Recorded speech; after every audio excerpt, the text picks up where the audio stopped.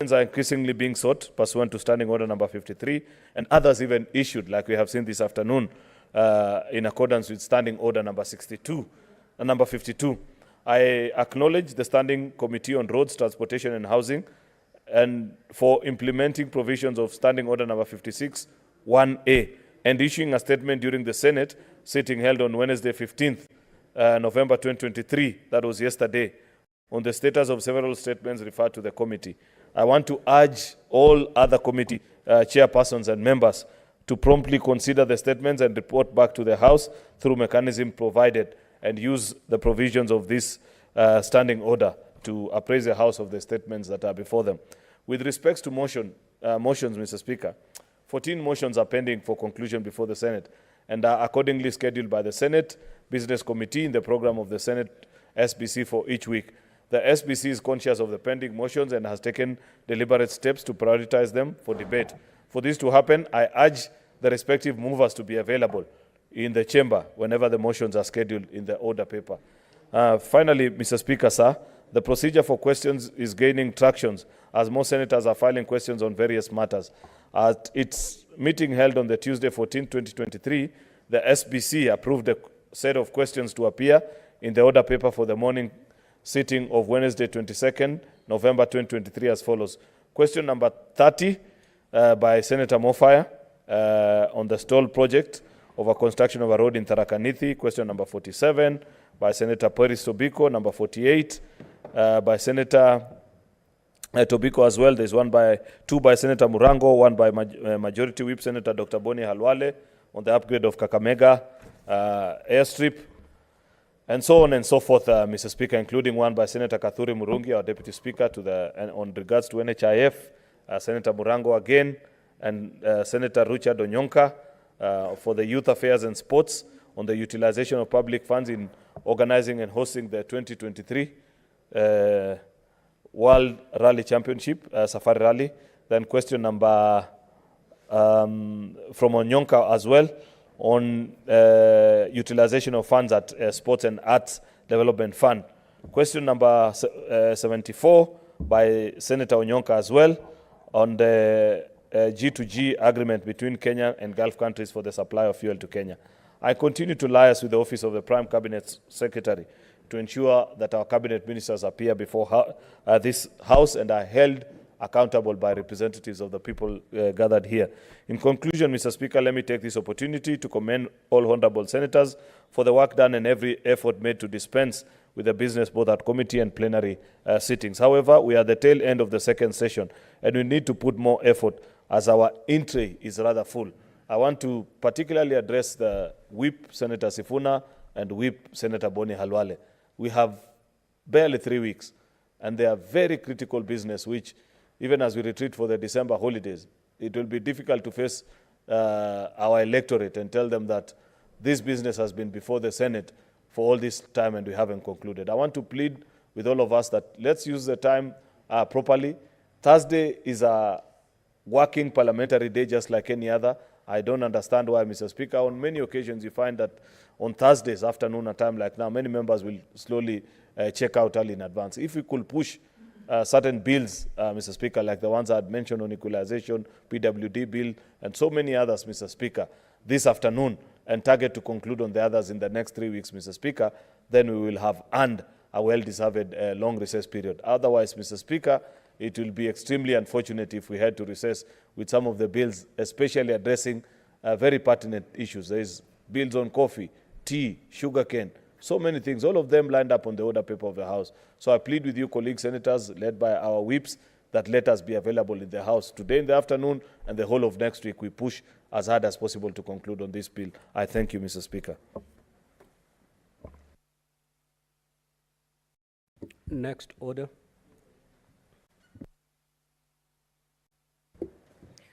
Order number 8, motion, consideration of the joint report of the Departmental Committee on Administration and Internal Security of the National Assembly and the Standing Committee on National Security, Defense and Foreign Relations of the Senate on the proposed deployment of officers of the National Police Service to the Multinational Security Support, MSS, mission for Haiti. The Chairperson, Standing Committee on National Security, Defense and Foreign Relations. What is your point of order? Mr. Speaker, you had asked me to be ready with my documentation, and I'm ready to table the documents. But you know that window has long closed on you. Any other senator can raise that, but not you. You raise no Mr. point Speaker, of order. this is You're supposed a to serious obtain- matter. Exactly. I'm saying any other senator can raise that point of order. Senator Sifuna, proceed. Procedurally, that's how it's supposed to be. Thank you for that guidance, Mr. Speaker.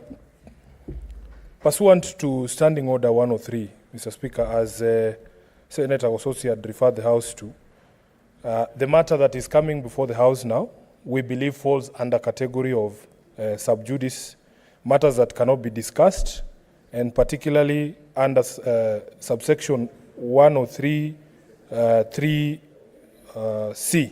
Mr. Speaker. And as directed by the House, by the Speaker, we have here a copy of the court order in case number HCCHR petition number E389 of 2023, in which this matter was brought before the courts. We also have, Mr. Speaker, copies of an order, and I can see the certificate together with further orders, Mr. Speaker. I believe I can table this now. Proceed to do so, Senator Sifuna. The honourable senator is on a point of order. No, Majority Leader, you cannot do that. Can I see the copies of the court orders, please?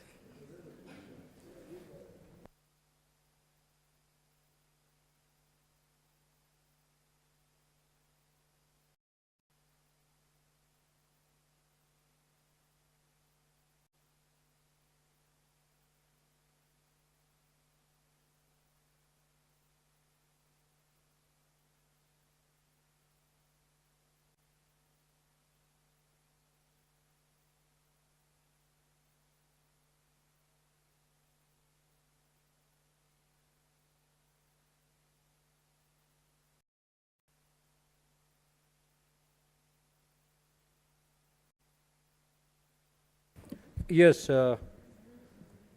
Senator Methu, what's your point of order?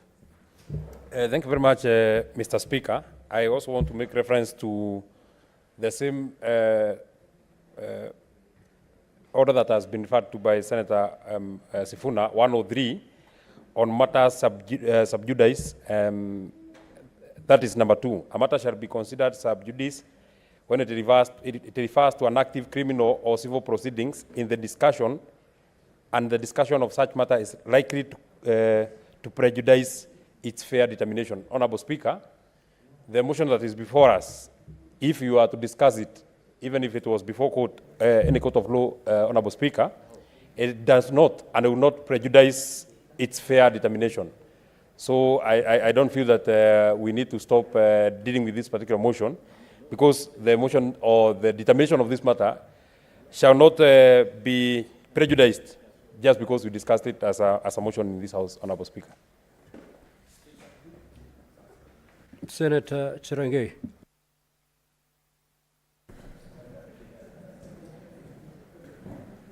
Mr. Speaker, I raise also a Standing Order 98 and 103 on the matter sub judice. Mr. Speaker, on the issue of principality of separation of powers, I invite you also to look at the Speaker Mate case and Wambora case, and the decision that was given by Speaker Justin Muturi when we were discussing a matter of Nairobi Metropolitan at one point. So Speaker Muturi in the last session, and we have the benefit of Senator Cheptumo, who was in that house, ruled that there is no other arm of government that can injunct another arm of government. What our brothers are doing, Mr. Speaker, sir, is trying to injunct and gag the parliament from discharging its function, Mr. Speaker.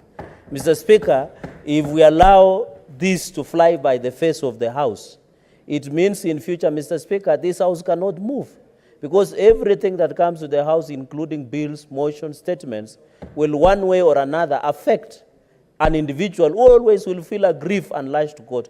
Mr. Speaker, I want to ask you, as per Standing Order 103, and in the principle of separation of powers, and not to derail, we cannot allow another arm of government to injunct this arm of government, Mr. Speaker. When you look under Standing Order 103.5, it says, notwithstanding this standing order, the Speaker may allow reference to any matter before the Senate or a committee.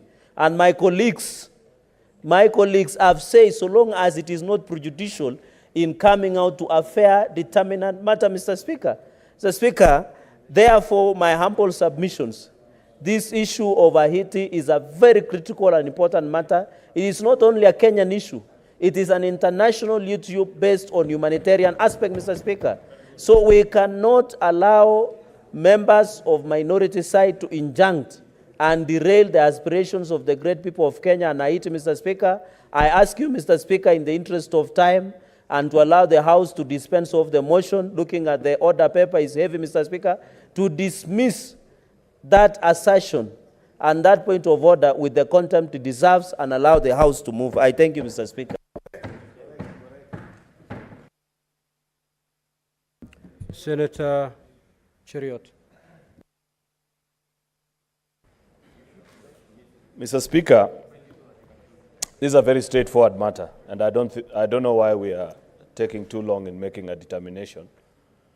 Mr. Speaker, this is the 4th volume of the standing orders of the Senate. If you check volume 1, volume 2, and I think even volume 3, you will not find standing order number 103. Why is that the case, Mr. Speaker? It is a case because previously, your predecessors who have had the honor to sit on that particular chair have made determinations either way on this particular matter. There is ruling to the effect that this House cannot be gagged by or injuncted by a court order, yet there are instances where, as a House, the speakers have upheld orders that have been brought before us. Therefore, Mr. Speaker, in the wisdom of the committee that reviewed our standing orders towards the end of the last term, they decided to introduce standing order number 103, but took the trouble, Mr. Speaker, to make a determination and a finding, because I want Senator Osotsi, Senator Sifuna, and my colleagues who are pushing this particular argument to read and carefully consider the provisions of 103.2, especially in its conclusion, because it is the conclusion that makes the final determination, Mr. Speaker, on how you're going to guide this House. If you read, Mr. Speaker, 103.2, a matter shall be considered to be sub judice when it refers to active criminal or civil proceedings. Mr. Speaker, that's where, unfortunately, many of our colleagues pause. The important part of that standing order begins here, and I want to read, Mr. Speaker. And the discussion of such matter is likely to prejudice its fair determination. Why did we include that standing order, Mr. Speaker? Because, like I have pointed out to you, Mr. Speaker, on many occasions, it falls upon you as our Speaker to make that determination whether the discussion of a particular matter is going to prejudice, number one, the fair determination of that particular matter, or also prejudice the constitutional doctrine of separation of powers, Mr. Speaker, where on certain occasions this House can be injected by busybodies. And you know for a fact, Mr. Speaker, the kind of courts that we have nowadays, somebody can easily walk to court and come with an order stopping us even from existing as a House. Are we going to comply? Mr. Speaker, that is why standing order number 103.2 was listed in that particular manner. Finally, Mr. Speaker, I have listened to Senator Sifuna quite well, and I heard him say that there are orders specific to the Speaker of the National Assembly. I don't know, Mr. Speaker, if amongst the papers that you're looking at as you make determination, there are specific orders to you as the Speaker of the Senate and orders to us as a House to stop the consideration of this particular matter. If there are such orders, Mr. Speaker, I'd wish that you present before the House, even as you consider the first point that I had raised. I beg to, Mr. Speaker, stop there. I think we need to dispense with this point of order so that we proceed with the matter before us. Now, honorable senators, honorable senators,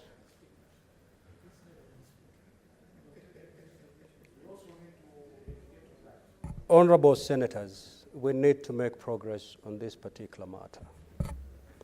Now, when Honorable Senator Osotsi rose on a point of order at first, he did not have the evidence pursuant to Standing Order 103-4, which provides that a senator alleging that a matter is sub judice shall provide evidence to show that paragraph 2 and 3 are applicable. Therefore, gave Senator Osotsi time to get his act together, which he did. And when he came back, because at the particular time he was raising the point of order, he did not have these documents, the window closed on him. And therefore, that particular point of order was taken up by Senator Sifuna, who proceeded to table some documents to prove the fact that this matter is sub judice. Now, I've perused these documents. The first question I need to ask myself is, the documents are as presented, are they admissible? That is the first question. If they are admissible, then I'll proceed to rule on whether this matter is sub judice. If they're not admissible, then the matter rests there. Now, the documents that have been tabled by Honorable Senator Sifuna are photocopies purported to be a court order, which have not been certified. They're mere photocopies that have been tabled before this House. And honorable senators, you all know that a photocopy of a document, unless it is certified by the originating office, then that particular document is inadmissible before this House. I therefore proceed that these documents are inadmissible, and to that extent, I have no document to rule as to whether this matter is sub judice or not.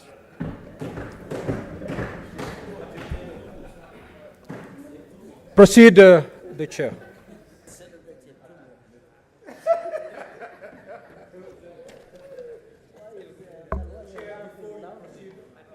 Senator Cheptuma, before you proceed, allow me to make this communication. Honorable senators, I would like to acknowledge the presence in the Speaker's Gallery this afternoon, visiting members of Parliament of Uganda. The delegation comprises members of Science and Technology and Innovation Committee who are on attending a workshop session at the Africa Institute of Capacity Development. I request each member of the delegation to stand when called out so that you may be acknowledged in the Senate tradition. The Honorable Achia Remigio. Thank you. The Honorable Dr. Florence Asimwe Akiiki. The Honorable Bingi Nyanzi Patrick. And Ms. Noeline Nakanjako.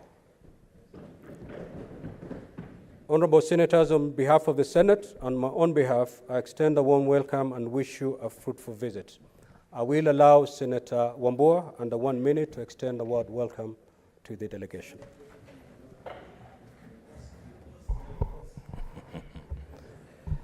I thank you, Mr. Speaker, for this opportunity to welcome the visiting delegation, and I wish them well in their engagement with the senators and the staff of the Senate, and I congratulate them for choosing to come to the Senate, which is the upper house of the Parliament of the Republic of Kenya, where debate is not hindered by any interests other than the service to the great people of this country. I thank you, Mr. Speaker. Senator Cheptuma, proceed.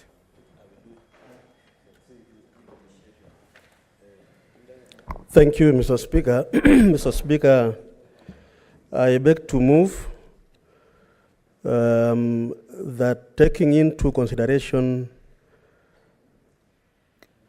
the recommendations of the joint report of the Departmental Committee on Administration and Internal Security of the National Assembly and the Standing Committee on National Security of the Defense, Foreign Relations of the Senate regarding the proposed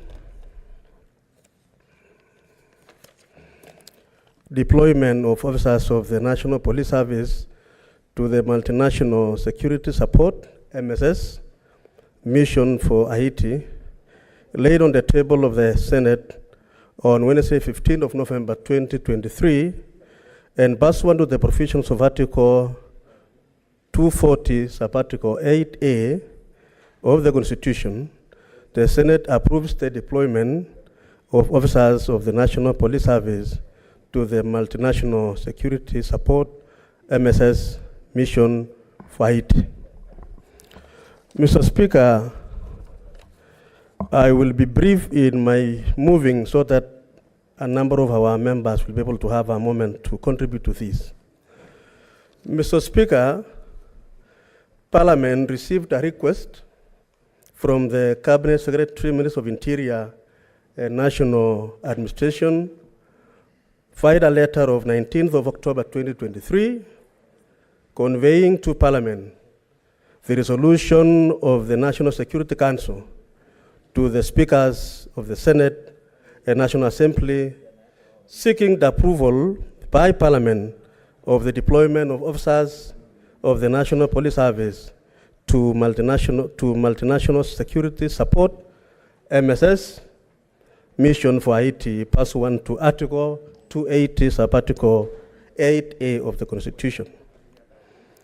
Mr. Speaker, sir, this request emanated from a resolution, and this is very important, Mr. Speaker, resolution number 2699 of 23 of the United Nations Security Council, adopted on 2nd of October 2023, authorizing a multinational security mission to Haiti under Chapter 7 of the Charter of the United Nations. And resolution, Mr. Speaker, of the National Security Council in our country, Minute 29 of 2023 of the National Security Council, seeking Parliament's approval for the deployment of National Police Service to the multinational security MMS support. Mr. Speaker, sir, it is important for the House to know that the request, in the request of the Cabinet Secretary, Mr. Speaker, indicated that on 13th of October 2023, the National Security Council considered and approved a memorandum from the Cabinet Secretary and the Attorney General of the proposed deployment of officers from National Police Service to multinational support mission.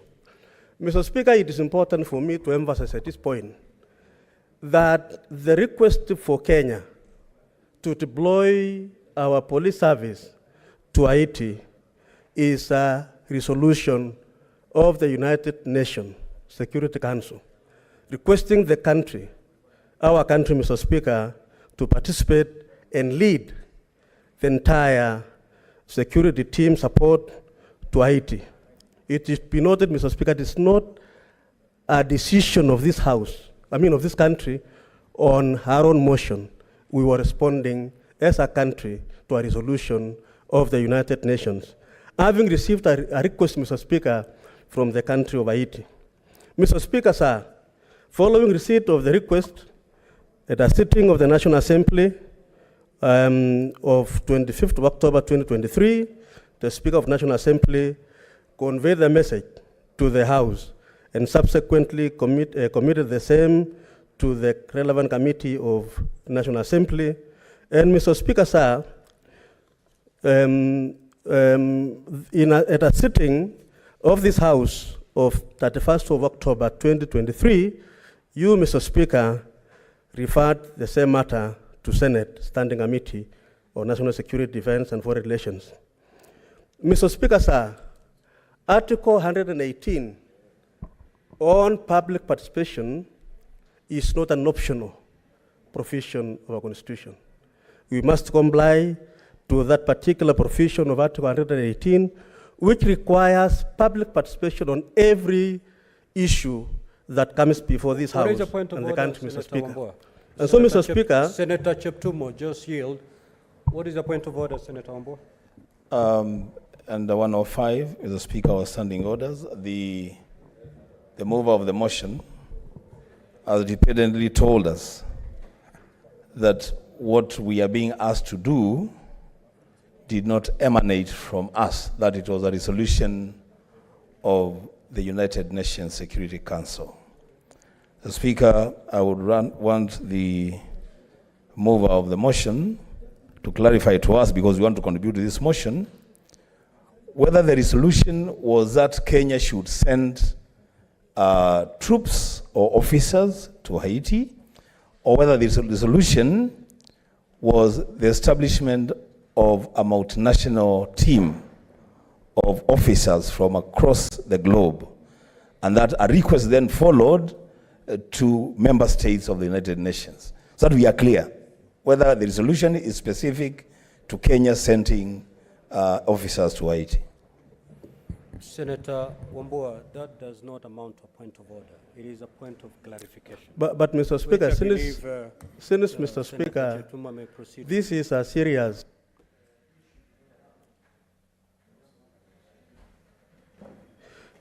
Allow me just to explain even further. Mr. Speaker, their position, and I think I made it in my presentation. Senator Cheptumo, just hold. Honorable Senators, once the mover has moved and seconded, the issue to be clarified may be clarified at the time he'll be replying, when the mover is called upon to reply. So just allow him to move the motion. All those clarifications that we may require, you will certainly have ample time to do that. Proceed, Senator Cheptumo. Thank you, Mr. Speaker. So I proceed. Mr. Speaker, as I said, that Article 118 of our Constitution requires that public participation be undertaken on matters of this nature, Mr. Speaker. And so the committee jointly placed an advertisement in the print media on Thursday, 3rd of November 2023, inviting the public to submit memoranda of requests. So, Speaker, that advertisement indicated the submissions were to be received by Thursday 9th, 2023 at 5 p.m. Mr. Speaker, in this regard, the committee received a memoranda from the Mau Mau War Veterans Association by close of submission deadline. The association proposed that prior to deployment of the officers, Mr. Speaker, the National Police Service to the multinational support, there was need for a national prayer day to be held in Huru Gardens. And Mr. Speaker, this is just a proposal by this body, that as we advance and send our troops to Haiti, it is necessary for us to have a session of prayer, and pray for them. And I think it is something that is really important. Mr. Speaker, the committee further held a meeting with the Cabinet Secretary, Minister of Interior, National Administration, and Inspector General of Police on 9th of November 2023, during which the Cabinet Secretary, Mr. Speaker, made his submissions in respect of the request for the proposed deployment of officers to the National Police Service to Haiti. And Mr. Speaker, in the interest of time, I want my colleagues, and I believe they have gotten the report of the Joint Committee, Mr. Speaker. Our report, Mr. Speaker, takes a form of 4 chapters. And just to strengthen and to highlight this, Mr. Speaker, Chapter 3 talks about the security situation in Haiti. It is important for this House, Mr. Speaker, to note that that Haiti has faced a lot of challenges, Mr. Speaker, over the years, has faced the economic, political, and social difficulties. And after assassination of their president, Mr. Speaker, in July 2021, the Prime Minister took over as the president. And Mr. Speaker, since that time, the security situation in Haiti, Mr. Speaker, has not been stable. There has been a lot of killings, a lot of harassment of the population, and so on. It is important for this House to note Chapter 3. Mr. Speaker, in that very chapter again, we were able to look at the consideration of the request of the United Nations Security Council. Mr. Speaker, that is now where my brother Wambo was trying to find out.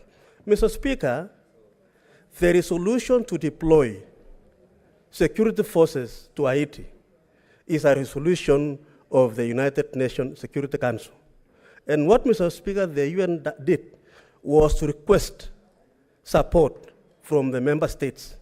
And Kenya, Mr. Speaker, having received that request from the UN, just like the other countries, Mr. Speaker, that is now when our Security Council was able to make this decision and bring the request to this House, Mr. Speaker. And so I think it is becoming very clear. Mr. Speaker, Chapter 4 of this report, which is also important for members to note,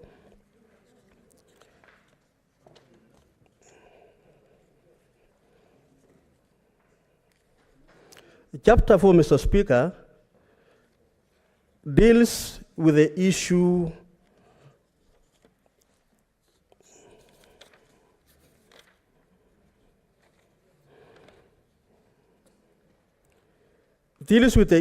of the legal framework. Mr. Speaker, as a country, we ought to comply with our Constitution as we do what we do. And that is why, Mr. Speaker, the provisions of Article of our Constitution, Mr. Speaker, requires that Parliament, both National Assembly and this House, Mr. Speaker, should be able to approve the deployment of our forces to Haiti. Mr. Speaker, this is what we mean by separation of power.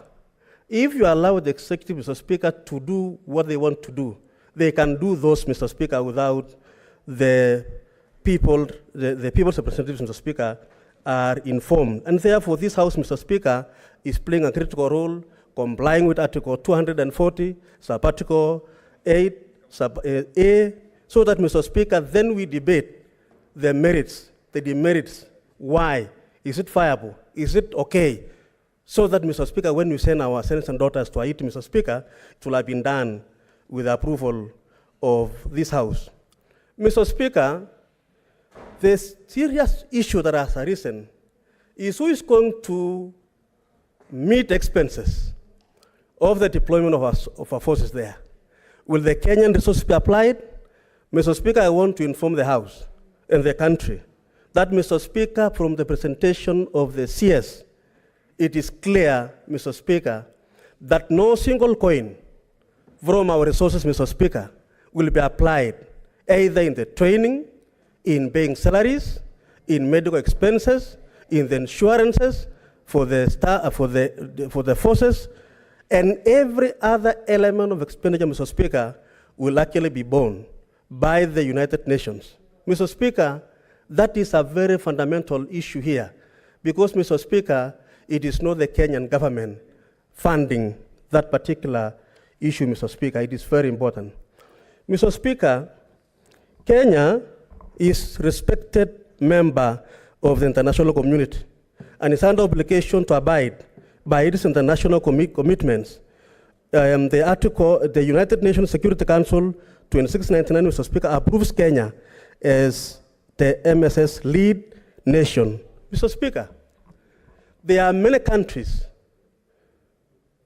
in the world that is going to provide the forces to Haiti, Mr. Speaker. And I'm proud as a Kenyan, as a leader of this country, that, Mr. Speaker, Kenya was approved by the Security Council, Mr. Speaker, as the lead country in this particular mission, Mr. Speaker. Mr. Speaker, that speaks to many things. That this country is respected, Mr. Speaker, that this country has the confidence, that we have the expertise, Mr. Speaker, that we have forces, that is discipline, Mr. Speaker. And Mr. Speaker, let me say at this point that this is not the first time you are, Mr. Speaker, availing forces for security missions across the globe. It has been done before, Mr. Speaker, and I'm happy that our country, Mr. Speaker, has been recognized to lead this particular mission, Mr. Speaker. And Mr. Speaker, the question that arises is, what are the expectations? What is expected of Kenya, Mr. Speaker? Mr. Speaker, our police will help in capacity building of the Haiti National Police. They will also help investigations, information, intelligence sharing, conducting intelligence-led operations, and expertise on joint operations within Haiti. Mr. Speaker, as we provide that capacity, it's going to help the police in Haiti, Mr. Speaker, to begin to restore peace and order in their country.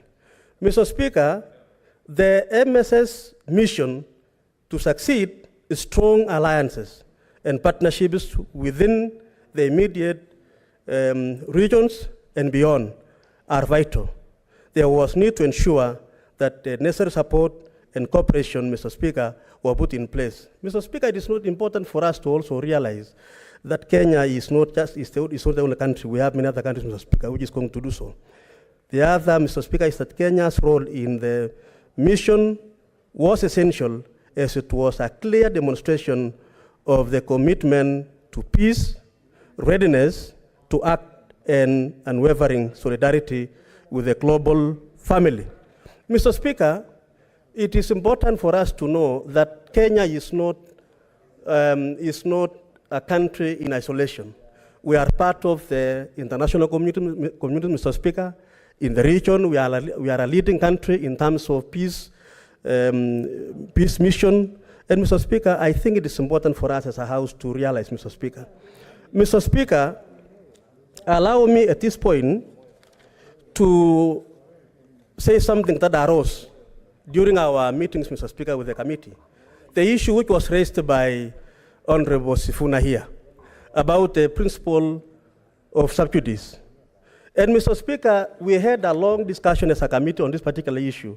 It is important for me, Chair, and Mr. Speaker, as I move this motion, to also share my thoughts and that of the committee about this issue, Mr. Speaker.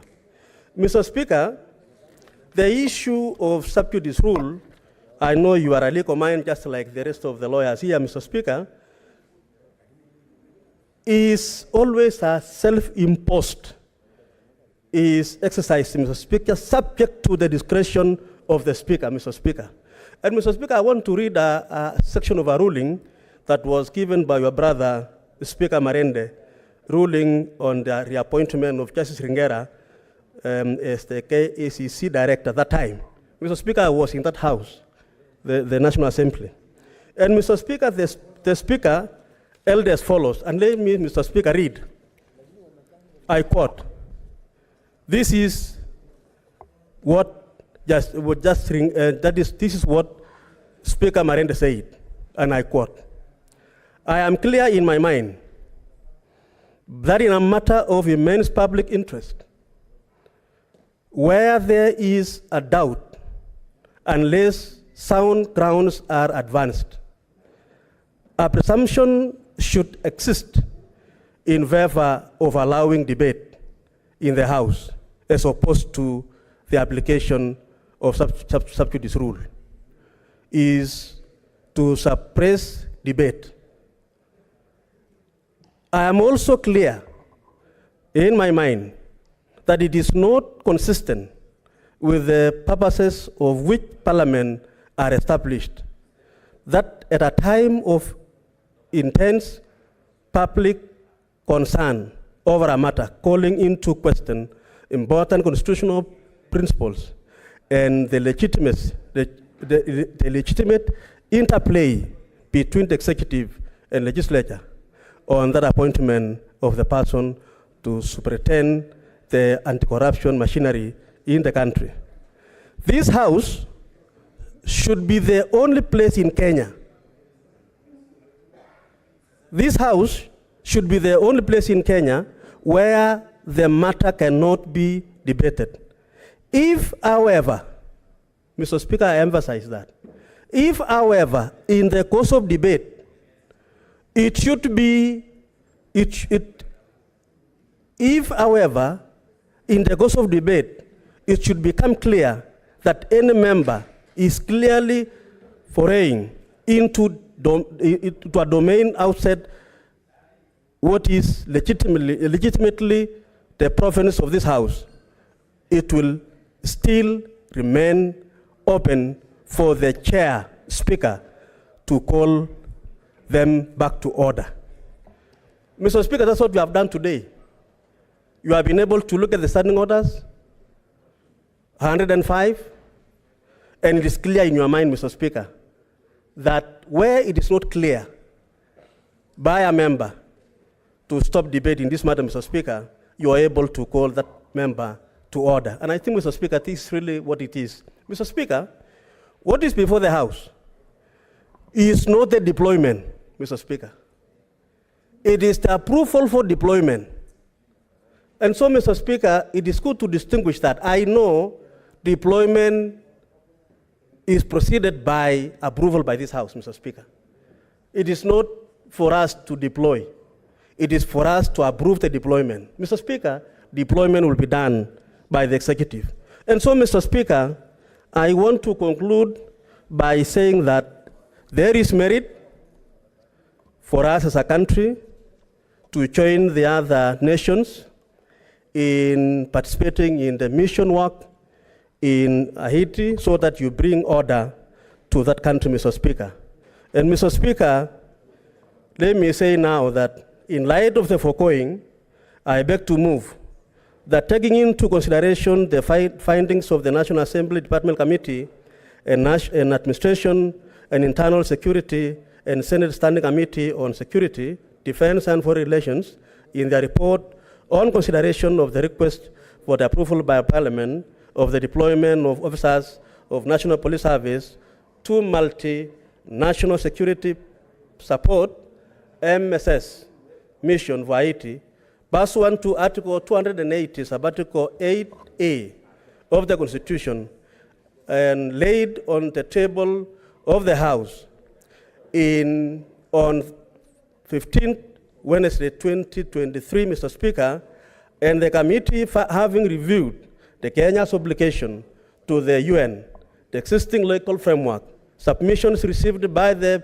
public and relevant stakeholders, recommend that Parliament adopts the report of the National Assembly Department Committee on Administration and Internal Security and the Senate Standing Committee on National Security, Defense and Foreign Relations, and approves their proposed deployment of officers of the National Police Service to the multinational security mission support for Haiti, pursuant to Article 280, Sub-Article 2 of our Constitution. Mr. Speaker, I beg to move.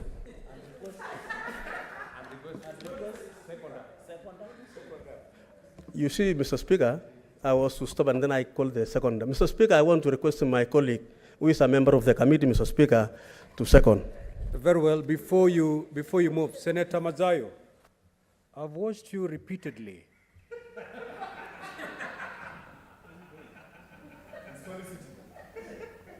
Holding Senator Joyce. You can consult, but please do not extend your hands to your colleagues, please. Proceed. Thank you, Mr. Speaker. I rise to second the report of the Joint Committee of the National Assembly, Departmental Committee on Administration and Internal Security, and the Senate Standing Committee on National Security, Defense and Foreign Relations on the deployment of 1,000 officers of the National Police Service to the multinational security support MSS mission to Haiti. Mr. Speaker, sir, the obligation placed on this country by virtue of its membership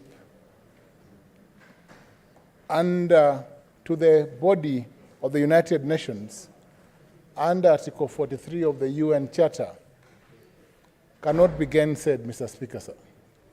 Mr. Speaker, sir, our obligation as a member of the international family creates obligations under international law. And it is in keeping with that obligation, Mr. Speaker, sir, that under Article 2, 5, and 6 of the Constitution, this country, or the people of this country, found it necessary to ensure that the framework of our Constitution recognizes membership to international organizations and the application of treaties and other obligations, Mr. Speaker, sir, as forming part of the Constitution of this country. And it is in line with that obligation, Mr. Speaker, sir, that this country had to rise to the occasion to be the lead country in, Mr. Speaker, sir, implementing the international obligation to provide a peacekeeping force to the nation of Haiti upon a request by the UN Security Council, but Mr. Speaker, sir, further, upon a formal request by the nation of Haiti to this country and the compliance with the processes.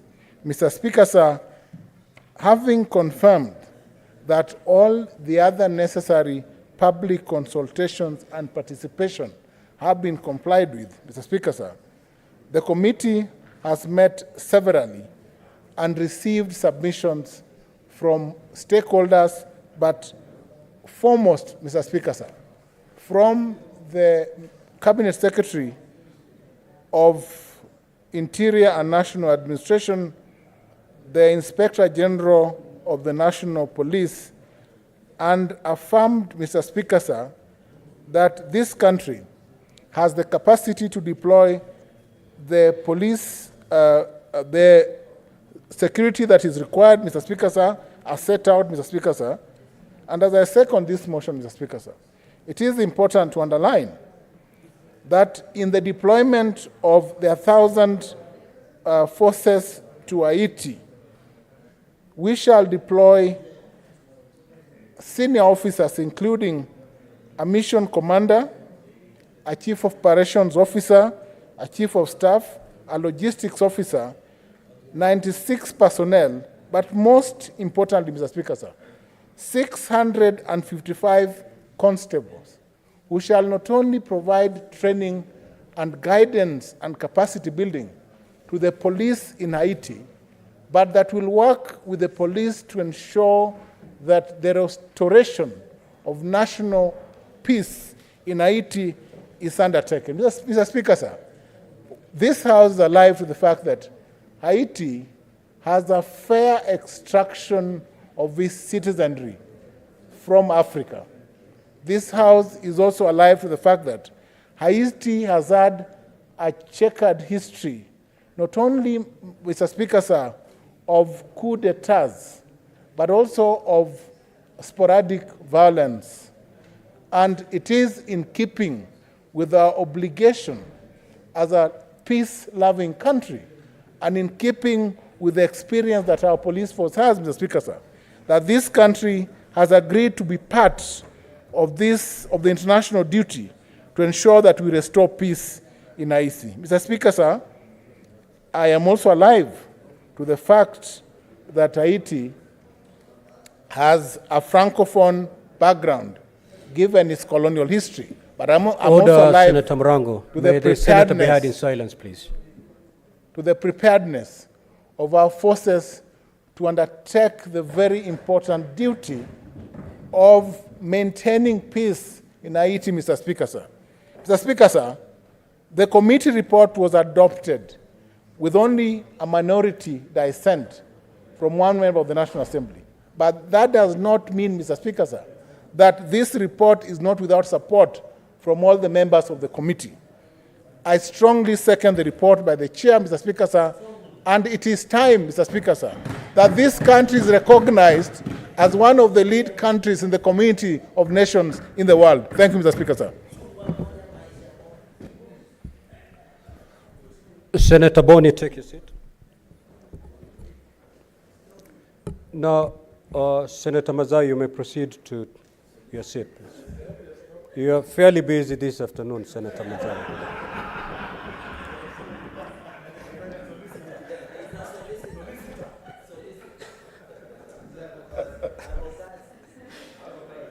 Thank you. Now, honorable senators, before I propose the question, I had a pending ruling to deliver, so allow me to deliver that. Then we proceed with the question. Honorable senators, as you may recall, at the sitting of the Senate held on Tuesday, 14th November 2023, several senators rose on points of order pursuant to Standing Order 1051 to require the Senator for Nairobi City County, Senator Edwin Sifuna, to substantiate statements made in the course of debate. The utterances by Senator Edwin Sifuna MP were made while the Senator was making his contribution on the motion for the President's address to Parliament pursuant to Article 132(1)(c) and 247 of the Constitution. The particulars of the statements that Senator Sifuna was required to substantiate are as follows. A. Senator Mohamed Chute MP sought the intervention of the Speaker to require Senator Edwin Sifuna MP to substantiate the statement that, Mr. Speaker, sir, we were told about the question of subsidizing the price of fertilizers. Now it is public record that in fact some of these subsidized fertilizers came to this country as a donation from the government of Russia. B. Senator Dr. Boni Kalwale MP sought the intervention of the Speaker to require Senator Edwin Sifuna MP to substantiate the statement that, Mr. Speaker, sir, the President also announced that in June of this year, his administration would employ 103 community health promoters, CHPs. We saw him flagging off distribution of 100,000 kits to be used by those people. The fact of the matter is that is not true. In fact, counties are supposed to identify the people to be recruited as CHPs, and that progress is ongoing.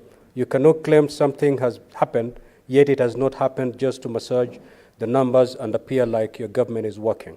C. Senator Veronica Maina MP saw the intervention of the Speaker to require Senator Edwin Sifuna MP to substantiate the statement that we were told that the President has set up Wi-Fi hotspots across the country, including here in Nairobi County, and markets such as Muthurwa and City Market. You will see that, in fact, those things do not work. And C, secondly, the Central Bank of Kenya data allows, the Central Bank of Kenya CBK data shows that the default rate of the loans borrowed under the Hustler Fund is higher than the ones of the commercial banks. Now, Honorable Senator, Standing Order 1051 states as follows: a senator shall be responsible for the accuracy of any facts that the senator alleges to be true and may be required to substantiate any facts instantly. Further, Standing Order 1052 states as follows: if a senator has sufficient reason to convince the Speaker that the senator is unable to substantiate the allegation instantly, the Speaker shall require the senator to substantiate the allegations not later than the next sitting day, failure to which the senator shall be deemed to be disorderly within the meaning of Standing Order 121, unless the senator withdraws the allegations and gives a suitable apology. Senator Edwin Sifuna was not able to substantiate his statements as required pursuant to Standing Order 1051, and subsequently requested to be allowed by the Speaker to provide the evidence the next sitting day in accordance with the Standing Order 1052. Having acceded to the request, the Speaker directed that the senator substantiate his allegations at the next sitting day.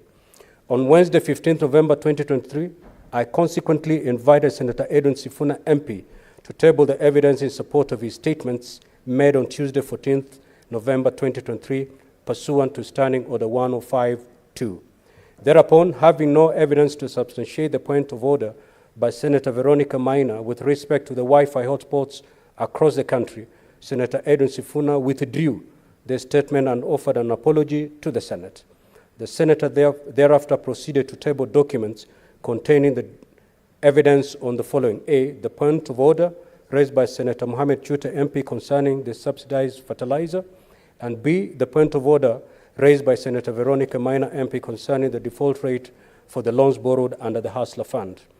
Honorable Senators, following the tabling of evidence by Senator Edwin Sifuna, I undertook to review the documents and give a ruling on the matter as it was not practical to make a determination then.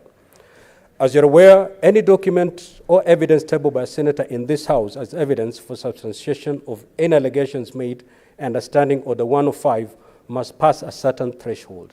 The obligation on the Speaker in this matter was to review the documents tabled by Senator Edwin Sifuna MP, make a determination on the admissibility, further establish whether the documents, if admissible, provide evidence of the claims made, and to finally make a determination whether accordingly the threshold under Standing Order 105 has been met.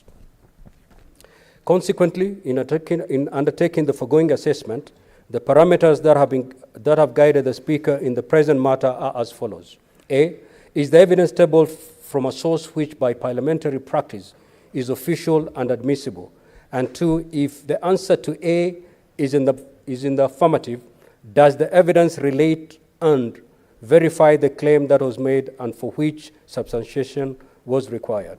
Now, honorable senators, with respect to the first parameter, which is whether the evidence provided is from a source which by parliamentary practice is official and admissible, a review of the contents of the documents provided by Senator Sifuna indicates that the senator tabled the following documents. 1, a copy of an image of a post on the Russian embassy in Kenya's social media X, formerly Twitter, dated 3rd August 2023, and a copy of an article from the Standard newspaper dated 1st June 2023, indicating that the government of Kenya had received 34 tons of fertilizer from the Russian government. 2, a copy of an undated article from the Star newspaper indicating that the average rate of birth date in Kenya had hit an almost 2 decades high of 15%. And 3, a copy of an article from the Business Daily newspaper dated 22nd August 2023, indicating that the Hustler Fund defaults had reached 3 billion in 9 months. And lastly, the annual report and financial statement of Central Bank of Kenya for the financial year 2022-2023. Now, honorable senators, as you are aware, established practice in Parliament of Kenya and in comparative jurisdictions is that extracts from newspapers may not be tabled as evidence for substantiation of claims. This is buttressed at Standing Orders 55.1, which in respect to statements provide, and I quote, the facts on which a request for statements is based may be set briefly, but extracts from newspaper and other media or quotations from speeches shall not be admissible.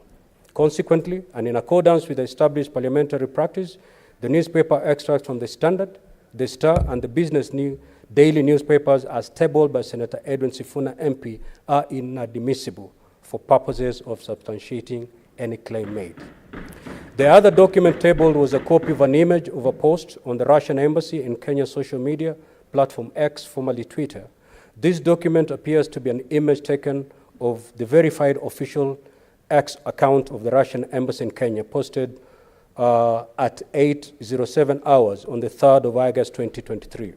There is no evidence to suggest the contrary, and this document is accordingly admissible. The final document tabled was the annual report on financial statements of Central Bank of Kenya for the financial year 2020-2023. This is an official publication of a government agency and is therefore admissible. Honorable senators, the second parameter is whether the evidence table relates to and verifies the claim that was made and for which substantiation was required. With respect to the copy of an image of a post on the Russian embassy in Kenya's social media platform X, the senator tabled this document seeking to substantiate the following statement. Mr. Speaker, sir, we were told about the question of subsidizing the price of fertilizers. Now it is public record that in fact some of these subsidized fertilizers came to this country as a donation from the government of Russia. The post from the Russian embassy X platform states as follows: more than 34 tons of fertilizer donated to Kenya by the Russian Uralkali group are now being reformulated to produce 100,000 and 200 tons of fertilizer. This will help Kenya a lot to get a good harvest this year. Now, honorable senators, while it is clear that there was a donation of fertilizer from the Russian government to Kenya, no nexus is shown between that donation referred to and the subsidized fertilizer as alleged by Senator Sifuna. To meet the test of substantiation, Senator Sifuna needed to show the link between the donation and the subsidized fertilizer. He has not. The final document tabled was the annual report and financial statement of the Central Bank of Kenya for financial year 2020-2023. This document indicates the financial position and performance of the banking industry in Kenya. It was presumably presented to buttress the contents of the newspaper articles in support of the allegation that the default rate of the Hustler Fund was higher than that of the commercial banks. Needless to say, the purported substantiation by use of newspaper articles having been disallowed, this supporting document similarly collapses. In any case, I see no connection, no reference made to the Hustler Fund, and any comparison between the Hustler Fund and the regular commercial lenders in the central bank report. Honorable Senators, accordingly, I find and rule as follows. In respect of the challenge by Senator Mohamed Chute, MP, to substantiate the claim relating to fertilizer, Senator Eden Sifuna, MP, has tabled evidence to show that indeed some fertilizer was donated to this country, but has failed to establish any link between that donation and the subsidized fertilizer. Therefore, this claim has not been substantiated. In respect to the challenge by Dr. Boni Halwale, MP, to substantiate the claim that it is not true that the government had employed one of 3 community health promoters, CHPS, Senator Sifuna did not table any evidence or provide any explanation to substantiate this claim as was required. The claim was accordingly not substantiated. In respect to the challenge by Senator Veronica Maina, MP, to substantiate the statement that default rates of the loans borrowed under the Hustler Fund are higher than the ones of the commercial banks, again, Senator Sifuna did not table evidence to support this claim. The claim was accordingly not substantiated. Now, honorable senators, following the tabling of the documents by Senator Eden Sifuna, MP, and in accordance with my findings in relation to the admissibility or otherwise of these documents, and the failure to meet the threshold of substantiation in respect to the claims made, I now require Senator Eden Sifuna, pursuant to Standing Order 1052, to withdraw and apologize in respect of the claims that, 1, some of the subsidized fertilizer came into the country as a donation from the government of Russia. B, it was not true that the government had employed 103 community health promoters, CPH. And finally, the default rates of the loans borrowed under the Hustler Fund are higher than the ones of the commercial banks. I proceed to caution, as provided in Standing Order 1052, that failure to withdraw and apologize will result in Senator Eden Sifuna being deemed to be disorderly within the meaning of Standing Order 121. Senator Sifuna.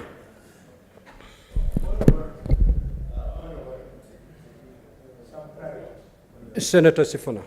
Mr. Speaker, this is a hill that I am determined to die on. My conviction is right. My conscience is clear. I refuse to withdraw or apologize for any of those sentiments because they are the truth. And Mr. Speaker, allow me to see myself out in lines of Standing Order 121, 2B. You don't need to bother yourself. I'll just walk out. Kindly proceed. Thank you, sir.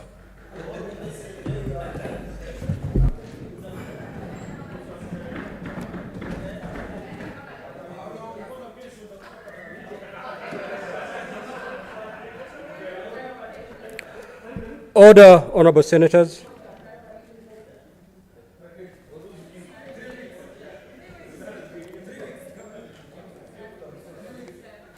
Now I proceed to propose the question. What is your point of clarification, Senator? Thank you so much, Speaker, for allowing me an opportunity just to understand a little bit further from your communication. I believe you referenced Standing Order 55 in terms of the types of evidence that is admissible, and you mentioned media, extract, and the like, and you also mentioned speeches, I believe. If that is correct, Speaker, and if I heard you correctly, the clarification I seek from you is anchored on the debate that's been happening on the 2 days. There are some honorable members who used the speech, the data that was found in the speech that was being debated as part of their submissions and part of their their evidence and to support the debate. And those were, those were admissible even after a couple of points of order. And I wondered what types of speeches, if you can clarify for me, Speaker, are admissible and what types of speeches are not admissible. Thank you. Thank you, Senator Asige. Of course, the speech that was being debated here is the speech that was done in Parliament. And therefore, there is no way we could have proceeded with the motion without the speech. The speeches that are being contemplated under our standing order are speeches that are made outside the floor of this House. Speeches that are made in social gatherings that have no bearing whatsoever with the proceedings of the House. For example, if this weekend you proceed to your rural home and there's a social gathering and somebody rises to make a speech, you cannot then take that speech or you cannot quote that speech as evidence to buttress your claim before this House. That is the distinction between the speech that we're debating and the speeches that are inadmissible before this House.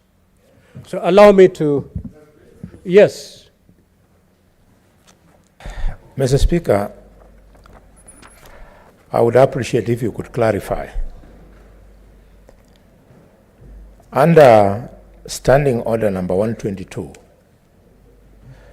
gross disorderly conduct, 1E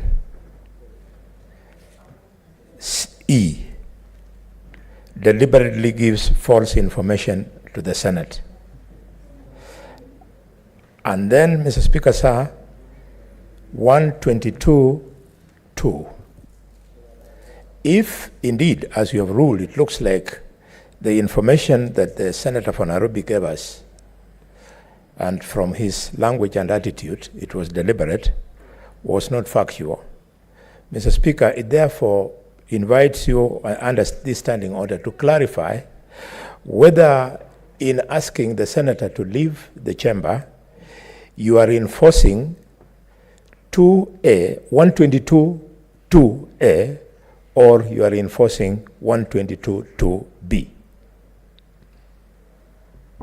Senator Boni, the punishment for failure to substantiate is contained in Standing Order 105(2).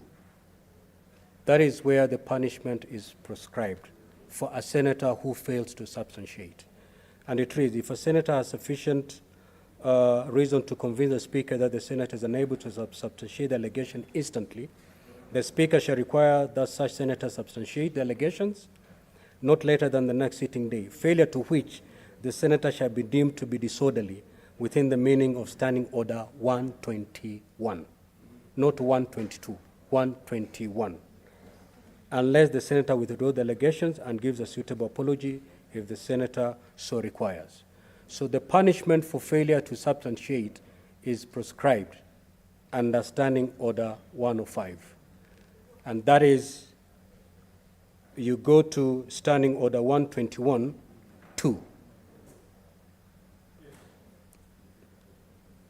where the senator may caution or order the senator to withdraw from the presence of the Senate for the remainder of the day's sitting. That is the punishment for unable to substantiate. And that is exactly the punishment that I've meted against Senator Sifuna.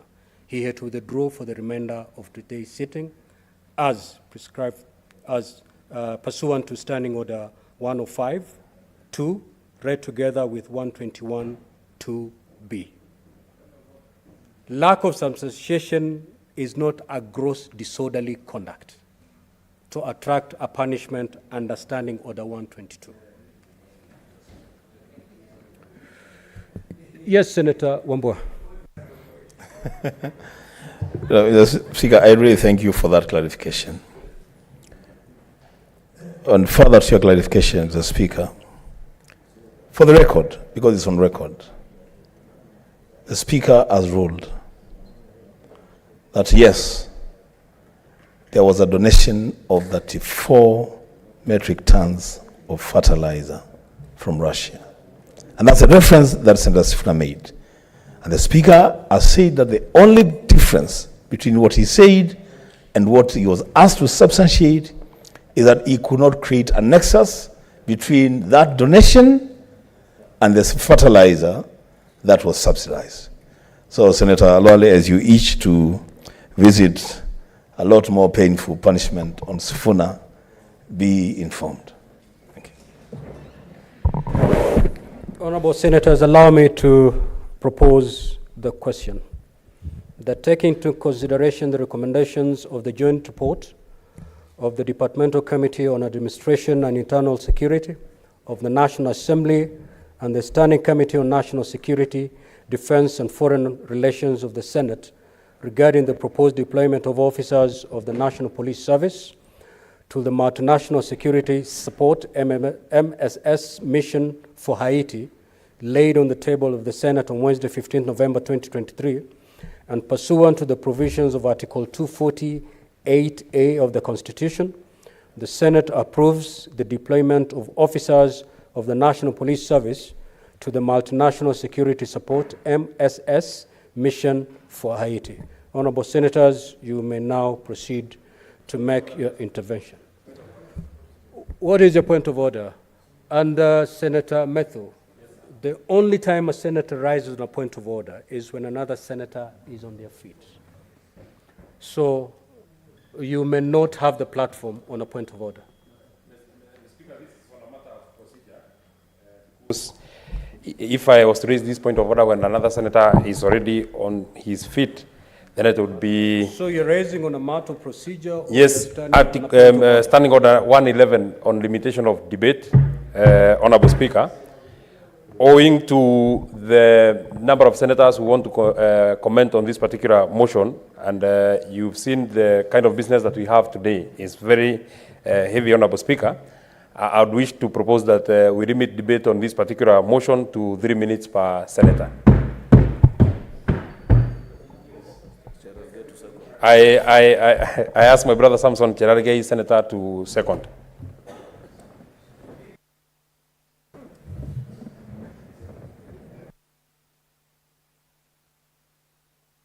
Your motion has no seconder. Now, honorable senators, a motion has been proposed that such a motion does not attract debate really. I will straight away proceed to put the question, which is that time be limited to 3 minutes per speaker, per senator standing to speak on this particular matter. As many as of that opinion say aye. Aye. As many as of the contrary opinion say nay. Nay. The ayes have it. Senator Osotsi. Mr. Speaker, from the onset, I want to say I oppose this motion for various reasons. Mr. Speaker, this motion is pegged on Article 240 of the Constitution, which says that the National Security Council, that is 248, the National Security Council may, with the approval of Parliament, B, approve the deployment of foreign forces, forces. Mr. Speaker, I think the committee conveniently did not consider the provision of Article 241(2), which defines the various categories of defense forces and says that the defense forces consist of the Kenya Army, the Kenya Air Force, the Kenya Navy. In this case, Mr. Speaker, the National Police Service is not mentioned. So, if you look at the constitutionality of this motion, it is unconstitutional. And I want to beg my colleagues, you may be rushing to approve this motion because of political interest. But we have lived in this country to know. What is your point of order, Senator Cheriot? Mr. Speaker, did you hear Senator Osotsi cast aspersion on the conduct of colleague senators? Under what standing order? Standing order 101, let me just be sure. Contents of speech, Mr. Speaker, 101 4. No senator shall impute improper motive to any senator or to member of the National Assembly, except on specific substantive motion of which at least 3 days notice has to be given, calling into question the conduct. Did you hear Senator Osotsi say that I know the senators are in a rush to approve this motion because of political considerations? Mr. Speaker, that is grossly inaccurate, and it paints the senators who are even yet first to contribute on this motion and is not sure whether they will support or oppose in bad light, Mr. Speaker. Would you kindly find him to be out of order and ask him to withdraw and apologize to his colleagues? Senator Osotsi, your statement in this regard is in breach of Standing Order 101-4, and therefore Mr. Speaker. Proceed to withdraw that particular. Mr. Speaker, this is a house of debate. We Senator have Osotsi, listened to me talk. Senator Osotsi, you are imputing improper motive, which is a breach Mr. Speaker, of Standing I Order think if 101. the Hansard will bear me witness. I said, and I want to challenge the production of the Hansard. I said, Secretariat, can I have the Hansard here? Some of us could be, may be supporting this motion. Can I have the Hansard, please? And Mr. Speaker, this House should be guided by the Constitution. Article 117(1) is very clear that a House of Parliament must exercise freedom of speech. We are not going to be gagged in this House. Every time we stand up to debate, we are being told to substantiate on everything. Mr. Speaker, I've been elected by the people of Vihiga Senator Osotsi, to come and debate freely in this House. Order, not to order, be gagged. senators. Order, honorable senators. Order, honorable senators. Senator Osotsi, you do not appear in the list of nominated senators. You need not remind people of an obvious thing. Of course you're elected. A point of order has been raised. I need to rule on it. And for me to rule on it, I need to see the Hansard. Because what Senator Cheriot said, you're saying those are not of your words. So to get exactly what he said, I have to refer to the Hansard. And that is exactly what I'm waiting to see.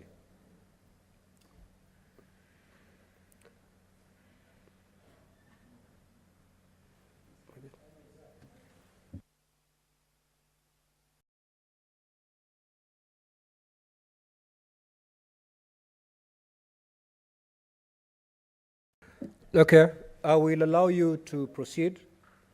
In the next 1 hour, the Hansard will be made available, and I will go back to we shall revisit the point of order. Mr. Speaker, I don't run away from issues. I've been known for that.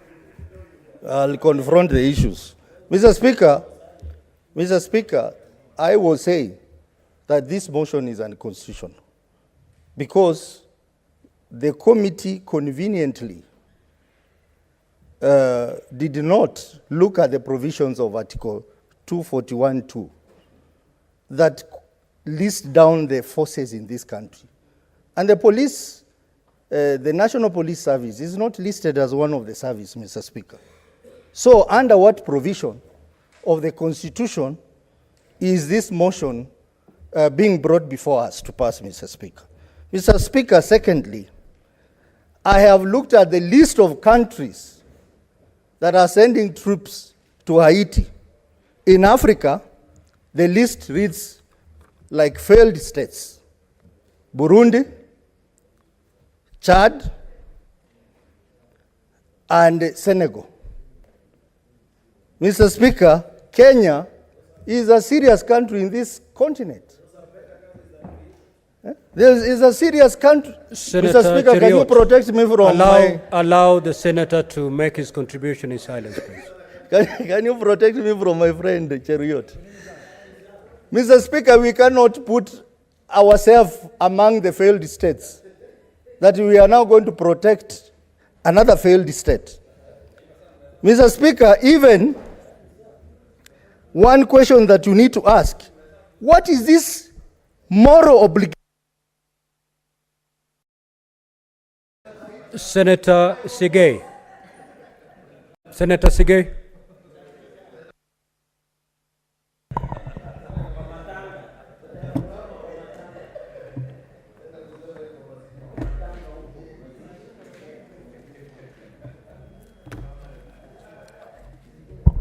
I thank you, Mr. Speaker, for giving me the opportunity. And from the very onset, I want to support the motion by the Honorable Senator Cheptumo. Mr. Speaker, Kenya is a family of nations, and the effort that particular motion is seeking to do is to show the international community and the global world that we play the league of other nations. And by sending this particular team, Mr. Speaker, by supporting this motion, we are supporting the commitment that this nation has made, not only to the African nation, but to the world. And Mr. Speaker, Kenya sits as a member of the United Nations. We are all aware that we are holding and we are hosting the United Nations within the capital city of Kenya, that is Nairobi. And in this case, Mr. Speaker, I am aware that previously Kenya has sat in the UN Security Council. Indeed, Mr. Speaker, in 1973 and 1974, in 1997 and 1998, and in the year 2021, where we assumed the presidency of the United Nations Security Council for a rotational period. Mr. Speaker, this is the period when Kenya did make this statement and the commitment to support the sending of its support to Haiti. And we have been given the statistics by the Honorable Cheptumo on the benefits that this country is going to have by supporting this mission.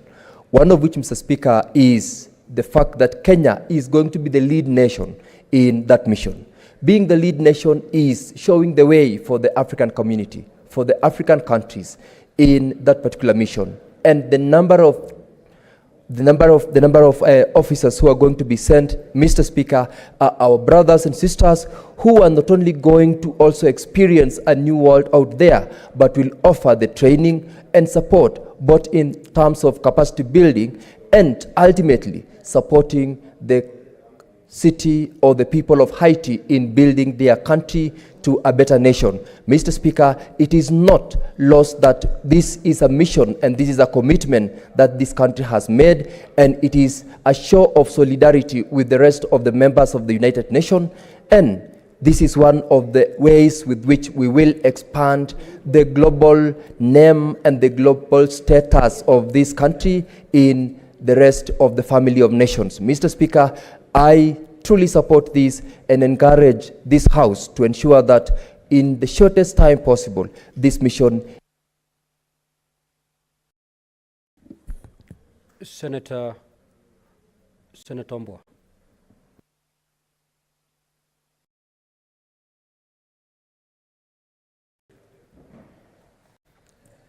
Mr. Speaker, I thank you for this opportunity to also make a contribution to this motion, and request my colleagues led by the majority leader to just allow members to debate. The majority will carry the day and will be bound by the decision of that House. Mr. Speaker, those of us who have some little understanding of the operations of the United Nations peacekeeping missions, we know that, Mr. Speaker, Chapter 7 of the UN Charter on Peacekeeping is the harshest of all the chapters. In fact, under Chapter 7, the peacekeeping troops that are deployed are allowed to use military force to enforce peace and order. In real sense, they are actually combatants, as opposed to a deployment under Chapter 4, Chapter 6, we should allow free and smooth passage of human beings, of food, of services for victims of the conflict. The Speaker, what we are doing by passing this motion is deploying our officers from the National Police Service to go and do battle in Haiti. The assessment mission that we sent to Haiti, Mr. Speaker, before this deployment was met with serious, open aggression by civil society groups and other social movements in Haiti, who said, do not send your troops here. We want to deal with our problems in-house. Mr. Speaker, it is okay and it is true to say that the Kenyan government will not spend any money in this deployment. The Kenyan government is spending a lot more than money in this deployment. The Kenyan government is sending our officers to a battlefield where other states in the Kenyan League, Mr. Speaker, from the UN, have stayed off. In fact, it will be remembered, Mr. Speaker, that from August, early August to date, the United States of America and the UN headquarters in New York have really been pushing member states of the UN to contribute troops to go to Haiti. It is us, Mr. Speaker, and that's why I was asking the question that I was asking to the mover of the motion. It is us as a nation that wrote and requested to be allowed to be the leaders of the troops that will be contributed to Haiti. Mr. Speaker, for the love that I have for our police service, our young men in the police service, Mr. Speaker, I do oppose this motion. Speaker, did you hear the Honorable Senator Wambua saying that Kenya requested, I'm standing under Order 105 to challenge him to table that letter of request, because to my knowledge, Mr. Speaker, it was the other way round. Kenya, because of its exemplary record in peacekeeping missions, has been requested to lead this particular mission. So is he in order? And if he doesn't have, then he should withdraw that information. Senator Wambua, can you proceed to substantiate?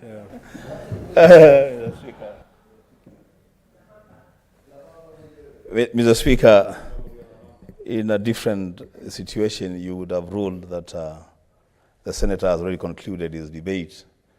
So, but because you have asked me to substantiate, Mr. Speaker, I will say those are just semantics. Whether we requested or we did not request, the fact is we are sending our men and women into the battlefield. As a Speaker, for the comfort of Senator Mogatana, my neighbor, I withdraw the statement on the request. That is not to say we did not request. Senator Wambua, you basically haven't withdrawn that statement, if I got you correctly. So just proceed with the draw, we make progress. Mr. Speaker, I withdraw and duly apologize to Senator Mugata.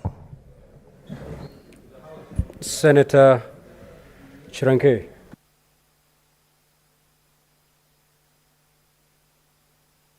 Mr. Speaker, thank you very much. I rise to support this motion.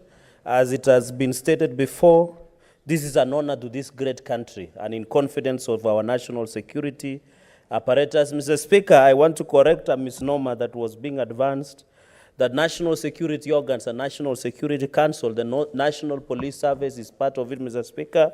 The Director General of the Inspector General of the Police, among others, Mr. Speaker, participate, and it has been recognized under Article 239.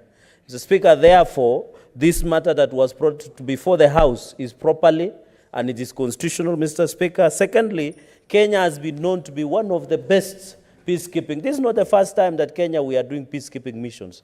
And we have had an explanatory report, Mr. Speaker. We have done in Amazon. We were in Bosnia, among other countries, Mr. Speaker.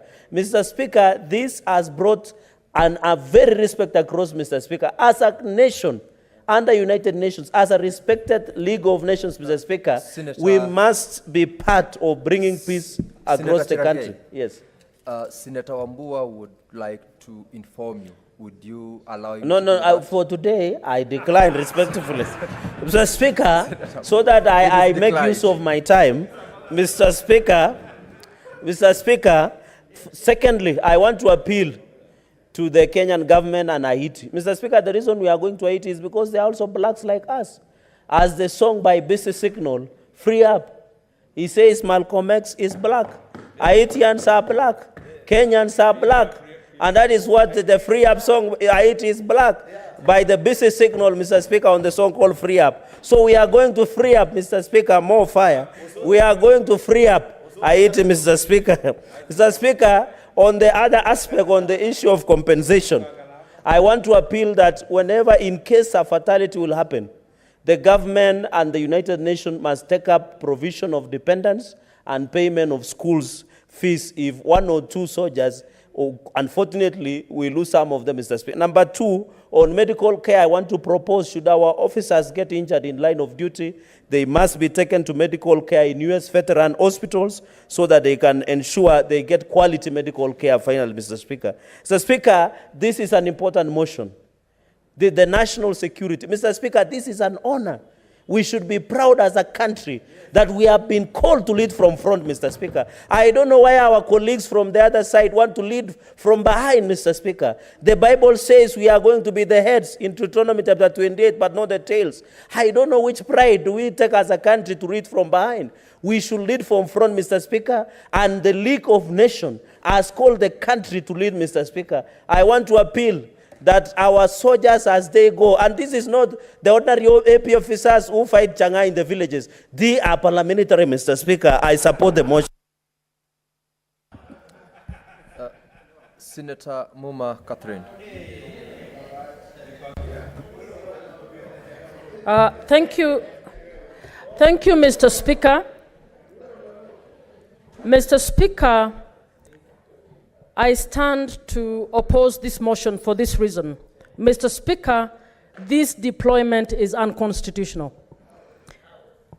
That's exactly what I'm going to demonstrate. Mr. Speaker, the Constitution of Kenya at Article 241 talks about the defense forces, and the defense forces do not include our police service.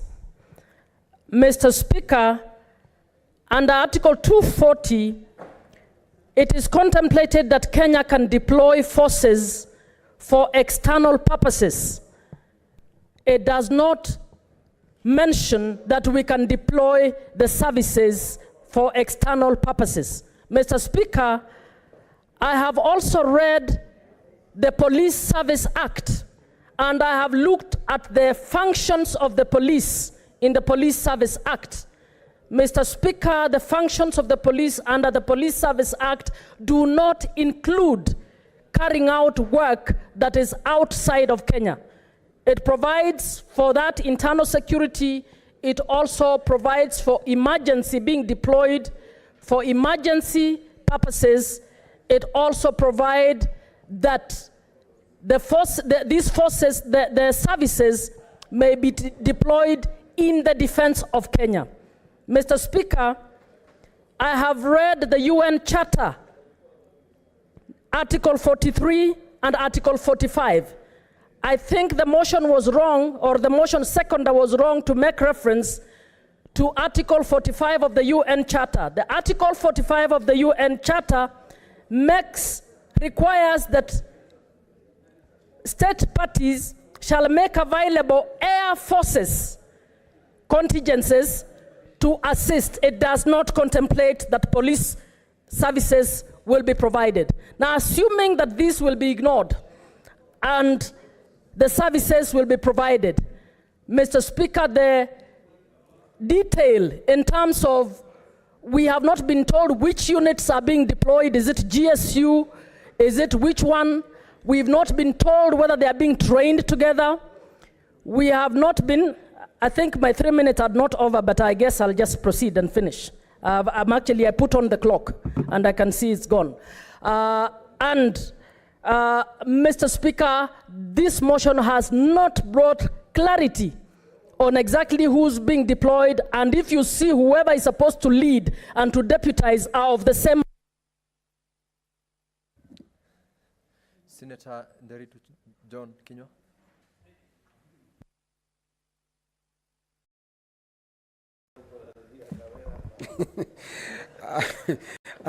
Asante Bwana Spika kunipa fursa hii.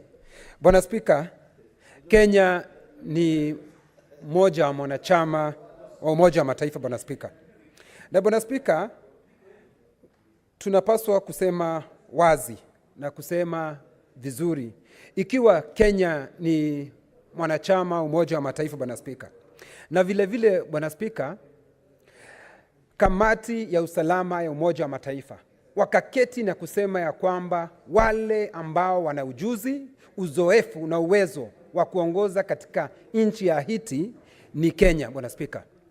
Bwana Spika, badala ya vile ninavyosikia ndugu zangu wa upande wa upinzani wakisema ya kwamba tunapaswa kupinga, wanapaswa kupongeza askari polisi wa nchi ya Kenya, Bwana Spika, kwa kuteuliwa na kuambiwa wao ndio watakaoongoza kwa sababu wana uzoefu na ujuzi, Bwana Spika.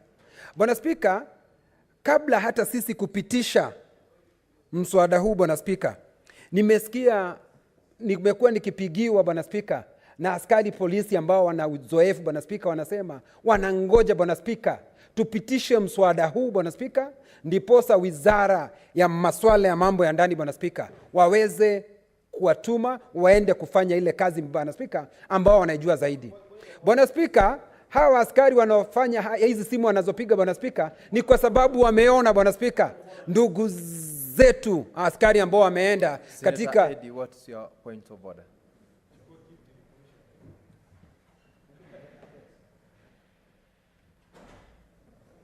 Mr. Speaker, I rise under the point of order number 105, understatement of fact. And combined with point of order number 101, which is imputing improper motive, and also discourages us from discussing people in this house. Mr. Speaker, is it in order for the senator for Laikipia to stand in this house and tell us that there are some calls from some policemen who have called him so desperate to go and work in Haiti, Mr. Speaker, without giving us the name of these policemen, without giving us the real cause of these policemen? Because, Mr. Speaker, this is a very serious task where people are going to leave their children to go to this mission.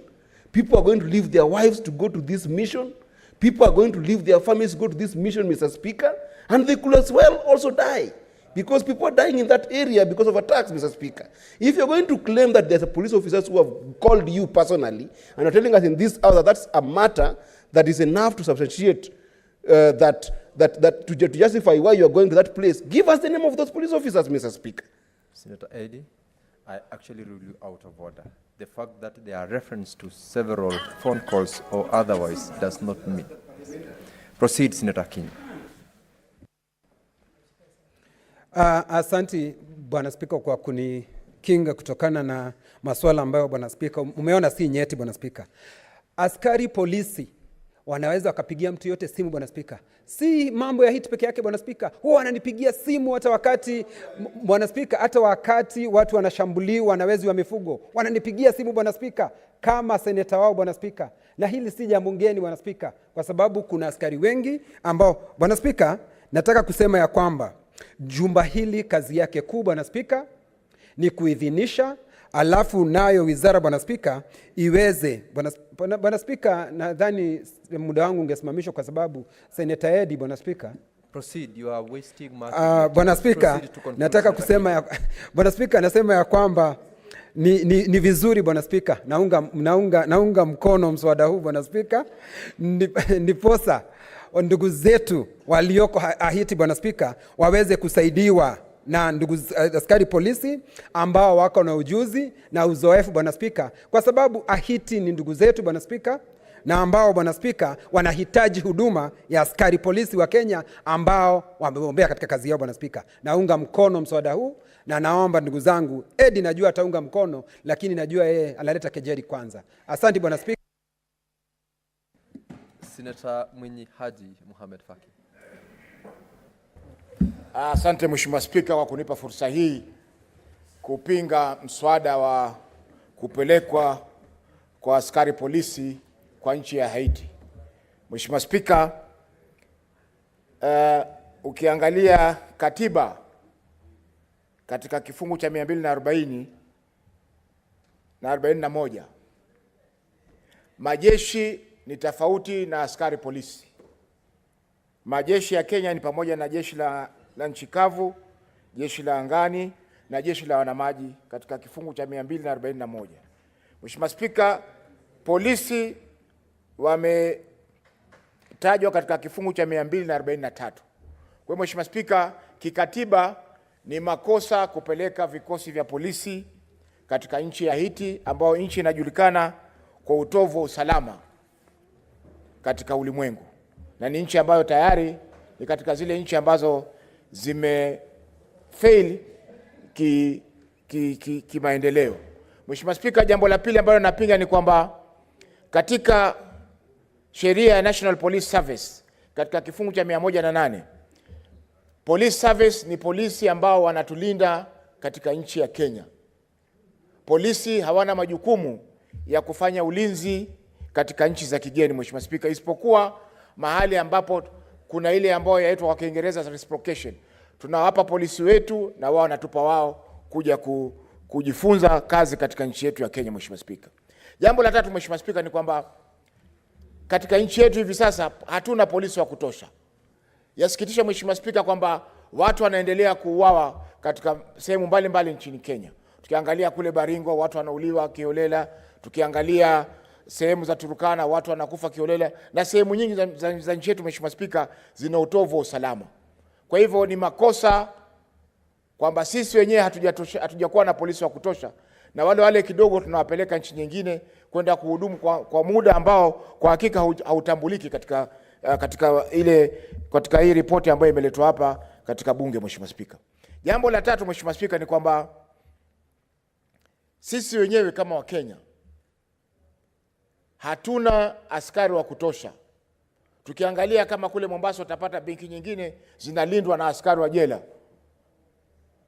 Askari jela wanasaidia ulinzi katika mji wa Mombasa Mheshimiwa Spika.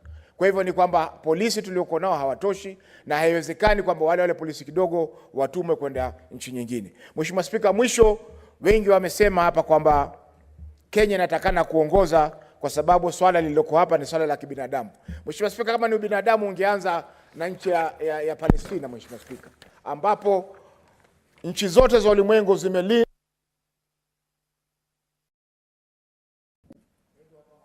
Senator Esther Okenyori.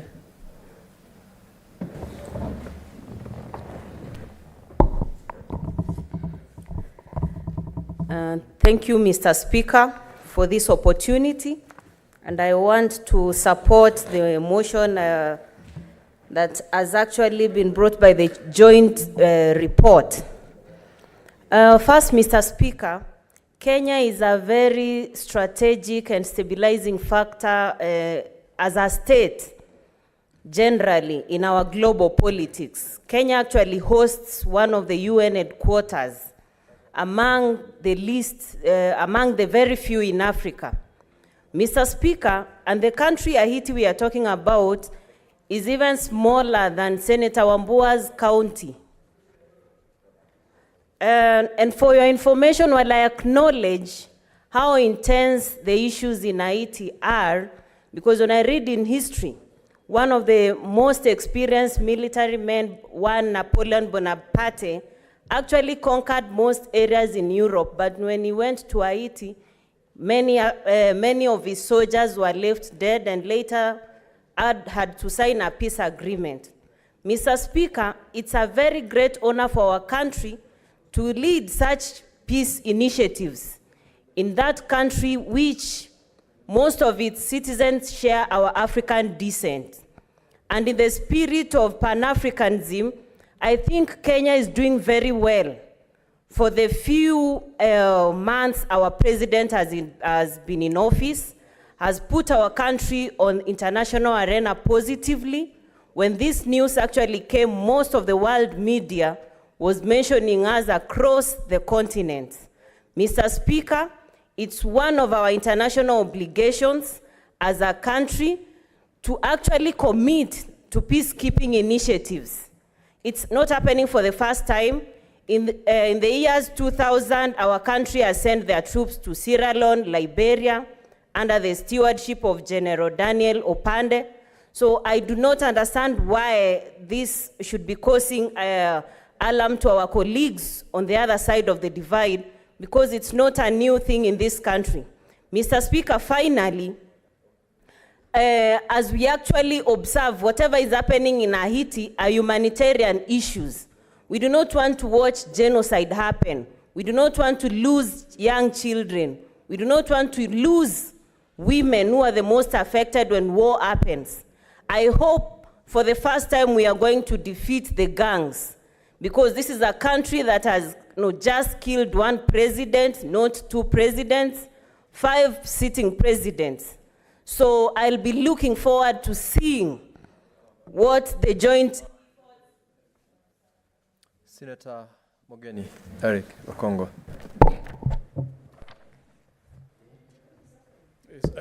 Thank you, Mr. Speaker. For the record, I want to go on record as opposing this motion. You know, Mr. Speaker, I want to speak to the police officers as my sisters and my brothers. And as a country, before we send citizens who have a registration bearing an identification as Kenyans, we need to think about their safety, Mr. Speaker.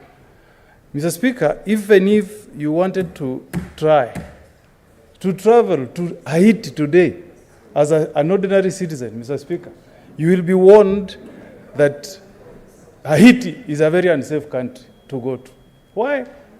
As we speak even now, Mr. Speaker, people are being murdered, people are being kidnapped, there is war everywhere. There is no place that is safe in Haiti. And some of these things you learn. The Americans were warned not to go to Somalia in 1992, 93. They persisted, sent their soldiers to Somalia. They were butchered, killed like chicken. So when you are sending our brothers, sisters, our children to Haiti, think about their lives. Are they going to come back alive, or we are going to receive corpses at the airport, Mr. Speaker? It's a good thing, and nobody opposes, Mr. Speaker, sending people to UN missions. But don't send our children, our brothers, to countries where they will be murdered, Mr. Speaker. Haiti is unsafe. Even a president in Haiti is not safe. How can a police officer be safe? These are not even soldiers, Mr. Speaker. We are being extremely sensitive, especially we as the representatives of people. We are being very insensitive, Mr. Speaker. So me, I want to go on record, Mr. Speaker, and time will vindicate us. I'm strongly opposed to this idea of sending our children to Haiti. As we speak today, the only presence we have of America in Somalia is through the bombings they are doing there against the Al-Shabaabs and the likes. We should be leaders who think, reflect, and assist our president in making the right decisions, Mr. Speaker. We are not here just to rubber stamp what the executive wants. We are here to act in the best interest of the people we represent. The people who are going to Haiti could be my brother, it could be Galwale's brother, Mr. Speaker. Don't we think what exposure we are giving these Kenyans, Mr. Speaker? You know, Mr. Speaker, even healthcare does not work. Healthcare does not function in Haiti. These guys speak a language, I don't know, called crawl. It's not French, it's nothing. You can't even communicate, Mr. Speaker. So, Mr. Speaker, I'm sad.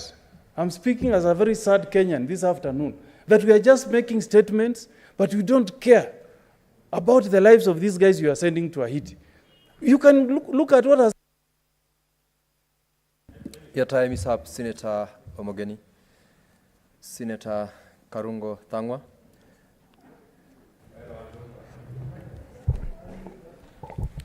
Thank you very much, Mr. Speaker. As I rise to support this motion, where we need to send our police officers to Haiti for peacekeeping. Mr. Speaker, for those who are saying it's against the law, I would want to refer them to the National Police Service Act, Section 10, which talks about the functions and powers of the Inspector General, Mr. Speaker. One of those powers is to promote cooperation with international police agencies. Mr. Speaker, when this happens, this kind of promotion, when other police agencies request for support, who are we to say no, Mr. Speaker? Because I do not really understand those who are saying that we should not send